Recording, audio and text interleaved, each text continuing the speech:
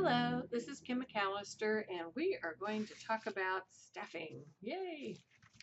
So, we want to start kind of at the beginning of where staffing started. And originally, people would hire nurses on a private duty basis, and they would come to their home and take care of them. Most people didn't really go to the hospital because that was kind of where you went to die.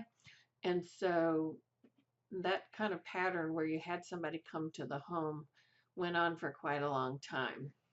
And so we're going to look at kind of how this all has evolved and where we are now and where we have been. So our overall arching goal with staffing is to provide safe and effective nursing care. And one of the ways that we do that is by having very good communication with each other. And we've talked about this already. So understand this is really important. And research has shown that about 85% of nurses won't speak out when they see patient safety issues or problems because they are so disrespected by their coworkers. So you can see that incivility is a really big problem and also has a tremendous impact on patient safety. And that's why we keep talking about it. That's why it's so important, because it's not just about getting along with each other, but getting along with each other has an impact on what is delivered to the patient. And so we've got to deal with that. And so when we look at different staffing plans, understand that none of these work if we don't get along and if we don't communicate well. And so the patient care or private duty plan is one-on-one, where one nurse takes care of a group of patients and she does everything one-on-one. The nurse does all the care, everything. There's nobody else taking care of the patients. And a lot of nurses like this because they know exactly what's happening with the patient. They know what they've had, what they haven't had, and they know everything that's going on. Functional nursing started, I would say, like around World War II. Around this time is when hospitals started employing nurses. So rather than patients hiring their own nurses, the hospitals hired nurses. And so they also hired, in addition to RNs, they hired LVNs and they hired unlicensed assistive personnel. And so what they did is they just broke all the tasks up. And so rather than taking care of patients, everyone was taking care of specific tasks. And this caused a huge fragmentation of care, and there was no accountability for taking care of specific people, of making sure they had all their needs met. So then we went to the team nursing plan, and so this was designed to overcome some of those issues, and to some extent that it did.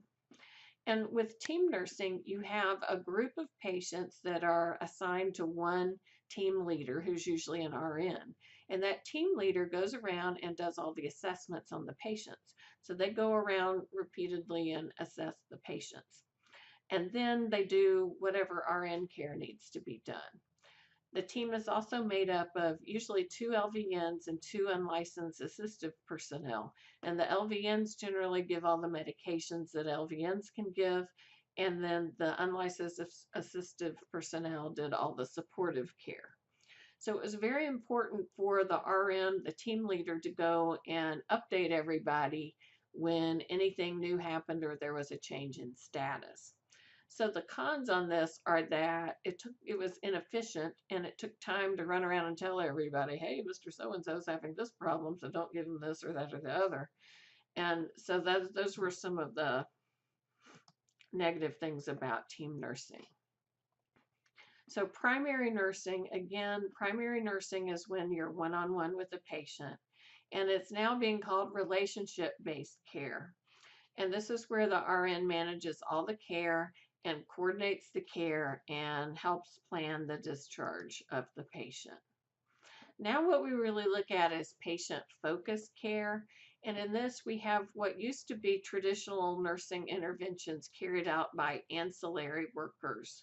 under the direction of the RN. And then some of those ancillary workers don't report to nursing service at all, like phlebotomy or dietary. Dietary may come in and provide education for your patient on whatever diet they're prescribed. Now we have respiratory therapy that comes in, respiratory therapy, physical therapy, all these things were original nursing tasks. And now these have gone out to other services. And so what we've done is we've made the RN level the highest level of functioning, and we've broken down other tasks, not really so much on a task basis, but other things are done by other people. But the RN is in control of all of that care. And so anything that the RN does not have to do, those tasks are all delegated to the unlicensed assistive personnel. And the unlicensed assistive personnel cross trains into a variety of tasks so that they can work together to carry out the patient care. So then patients hopefully go home. And so we have models of transition, and their transitional care model involves developing an in-hospital plan and looks at what's going to happen when the patient goes home. And then the care transitions intervention is part of the transition care model. And this is where we teach patients to take care of their disease themselves, how to manage it. And we also include family or other significant others who are going to help and be involved with the patient. And we teach them how to communicate with each other, let them, about different issues. What are things that are important? What do you need to tell the other person? When does that person need to call the doctor for you or call emergency services and so forth? And then after the patient goes home or goes to wherever they're going, then there's a follow-up visit and usually a phone call, and then someone actually goes out. And at that point, they may order home care or other services if those are needed. So there's also the re-engineered discharge, and this is more of a comprehensive type discharge than nursing used to do. We provide specific patient education. We go over medications. We look at what they're being sent home on versus what they have been on. Make sure that the appropriate providers have been notified about any changes in medication. We want to teach them what symptoms to be aware of. We want to do any type of repeat demonstration for any skill that they are going to have to do or that their family member is going to have to do. We need to make sure they know when their next appointment is, so they have appointments already made before they leave the hospital. And then if they have to go back in for lab work or x-rays or other studies, make sure all of those things are set up for the patient. And then they need to have an evidence-based discharge plan. So it's not just whatever, it's all a very organized plan, and all the appropriate people are involved with the follow-up care, and the patient has a list of all of this and knows who they need to contact with, and they know when their appointments and follow-ups are. And this would also include like any DME or any other things that they're going to need when they go home. All of that has been arranged before they go. Telehealth is kind of what it sounds. It's using technology to provide care. This can be as simple as people talking to each other on the phone. There are certain devices that can be checked and monitored over the phone.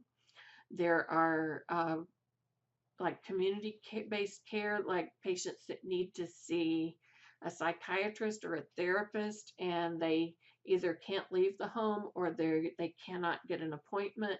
They can do this over the computer technology, kind of like a Skype visit with the physician, only it's in a secured, on a secured site, and they can talk back and forth with the provider. It can also be used for uncomplicated visits. It can be used for consultations with specialists who are a long way away. We've also seen this used like robotic surgery, where they've consulted with a surgeon who's, very far distant, but they can watch and they can participate in the surgery through telehealth. And so basically, this gets people to the experts they need when they're not in the local area, and it prevents patients from having to travel. This also, for nursing, this also includes Ask a Nurse lines. A lot of insurance companies and managed care companies have those now so that patients can call in and ask, what do I need to do?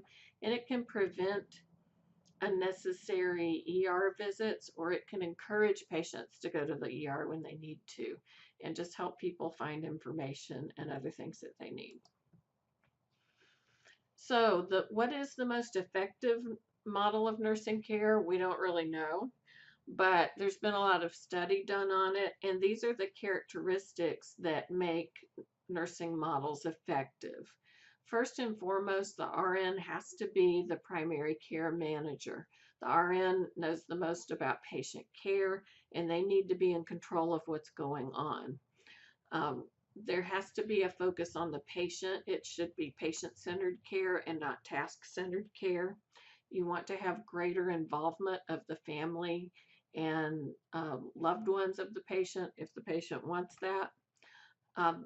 You also want to have specialized tools for assessments, like standard tools that are used to assess and determine treatments of specific diseases and problems.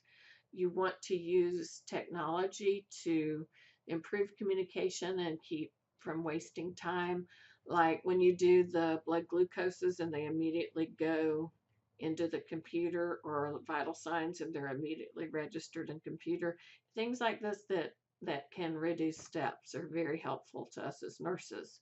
And then also you want to be sure that whatever you're using as your satisfaction indicators are reliable, because this can impact reimbursement for the whole hospital, for all the providers and everybody that's involved.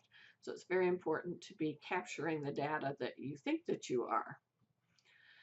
So we also want to talk about staffing patterns, in that the lower levels of hospital nursing staffing is involved with more adverse outcomes. So the fewer RNs that you have, the worse the outcome is for the patients. There are more acutely ill patients in the hospital, but yet the number of healthcare workers in the hospital have declined, which doesn't really make sense.